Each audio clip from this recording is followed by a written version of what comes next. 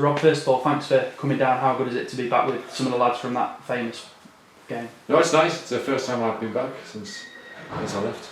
Oh, I came up once as a player, but that was in camp. But first time I've been back. I spoke to Tommy in the summer, so I've had a good few conversations with Tommy. I spoke to Cops not too long ago. But apart from that, I've been off doing my thing. They've been off doing their things. It happens in football. But no, it's always nice to see some familiar faces, and the memories that come back when you see them is great. Just go through some of that season. Obviously, you were captain of the team. You played one of the players of the year. The battling spirit shown in that game in those final few moments at Brentford. Obviously a lot of that came from yourself, the fighting spirit. So how good was it to see that go forward? Obviously in those final 20 seconds. No, you can put a whole season on 20 seconds. But no, we had our ups and downs that season. Obviously Dean left and went to Pastors New at Wolves. Didn't work out from there. I got the job as interim, as player, manager, captain, coach, and you want to be above. But we had such a good dressing room that year. We could have wrapped it up here against Notts County, and we didn't. We got beat. But no, I think the players. I said it when we were here, and it's probably vivid in the memory that it was the dressing room full of people who had points to prove. Who wanted that burning desire to get back into the Championship football. And I think it showed week in, week out. The team very rarely changed. The team very rarely changed.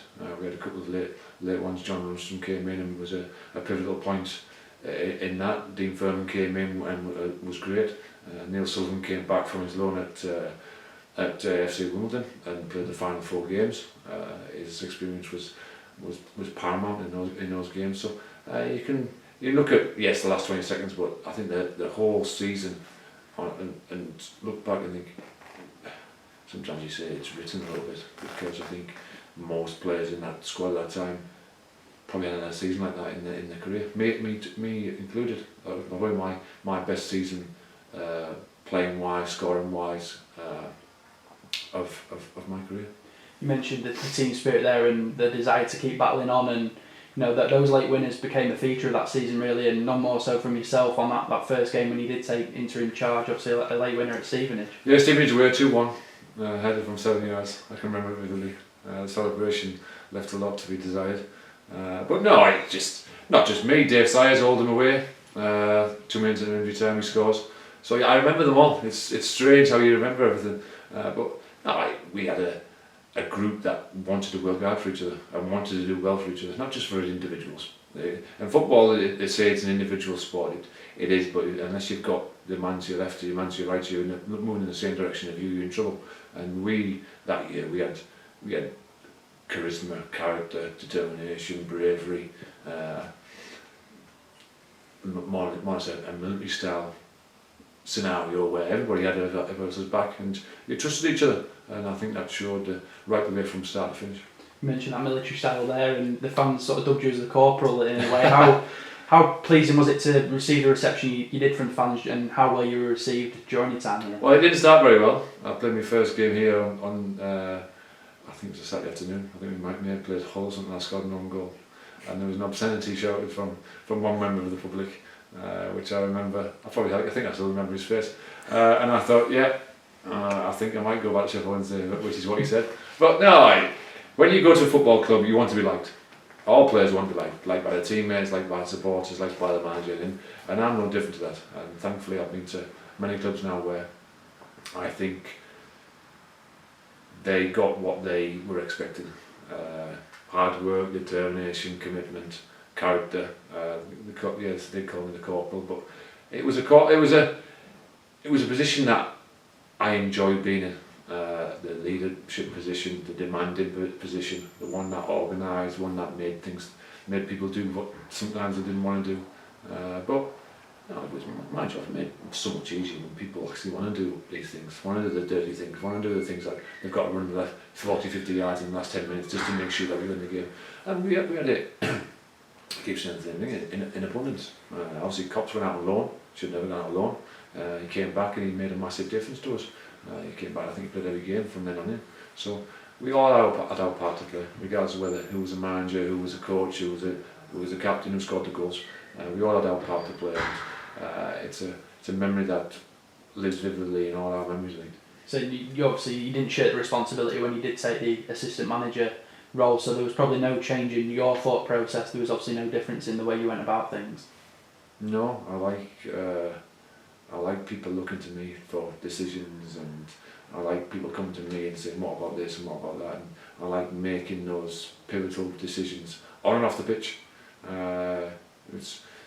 Was it difficult? No. No, it's in your makeup sometimes. Some people like to make decisions, some people don't. Some people like to lead, some people like to follow. And I like to lead, and I always have, and I probably always will be. Sometimes that's to the detriment of yourself, but that's just the way I am. I'm a take it or leave it kind of guy. If you don't like me, that's your problem. That's not mine.